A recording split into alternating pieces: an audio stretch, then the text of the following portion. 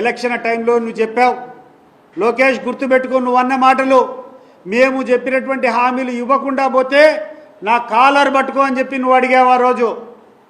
రా, నీకు ధైర్యం ఉంటే ప్రజల్లోకి రా, నీ సెక్యూరిటీ పక్కన పెట్టి రా, ప్రజల ఆగ్రహం ఏదో నీకు తెలుస్తుంది.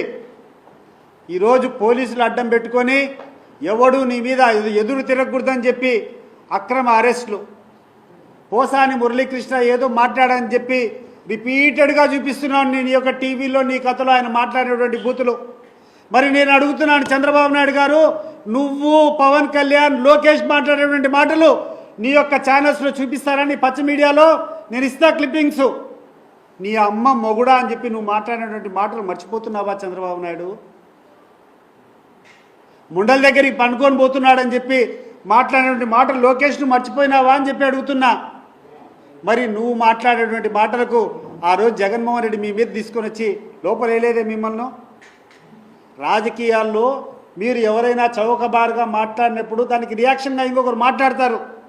అది కాదు, మనిషిని కూర్చొని వేధించాలనేటువంటి తత్వంతో ముందరికి పోకూడదు.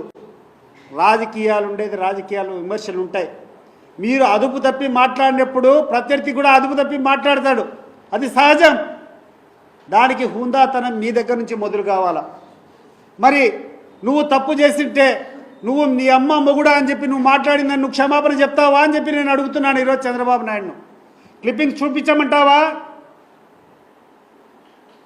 ఏమి లోకేష్, ఏమయ్యా పవన్ కళ్యాణ్, నువ్వు ఏదేదో కూర్చొని మాట్లాడావు, ఆట తీస్తా చెప్పుతో కొడతానని చెప్పి మాట్లాడినావు. మరి నీకు హక్కు ఉందా?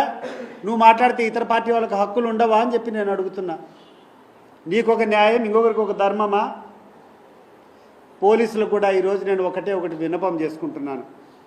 దయచేసి మీ లిమిట్లు దాటద్దండి. ఎవరి మీదైనా విచారణ చేయాలంటే సెలెక్టివ్గా చేయొద్దండి. చేస్తే ఒక పారదర్శకత తెలుగుదేశం వాళ్ళ మీద పెట్టండి, వైఎస్ఆర్ కాంగ్రెస్ పార్టీ మీద పెట్టండి.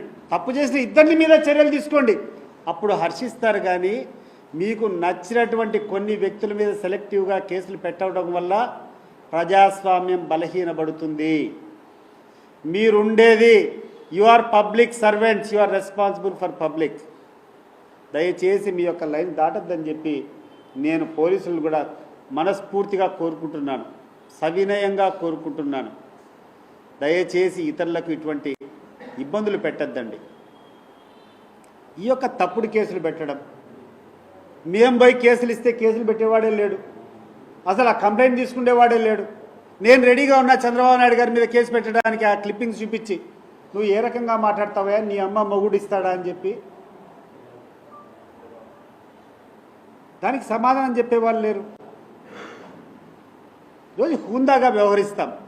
జరిగిపోయినాయి, కొన్ని తప్పులు జరిగినాయి, నీ పార్టీల వల్ల జరిగినాయి, మా పార్టీల వల్ల జరిగినాయి, అన్ని పార్టీల వల్ల జరిగినాయి. దీనికి ఈ రోజు నుంచన్నా అది ఒక పులి స్టాప్ పెట్టి హుందాగా వివరించేటట్లు అందరినీ కూడా ప్రిపేర్ అవుదాం. ఒక సెమినార్ పెట్టు, అన్ని పార్టీల మీటింగ్ పెట్టుకొని ఒక కోడ్ ఆఫ్ కాండక్ట్ పెట్టు.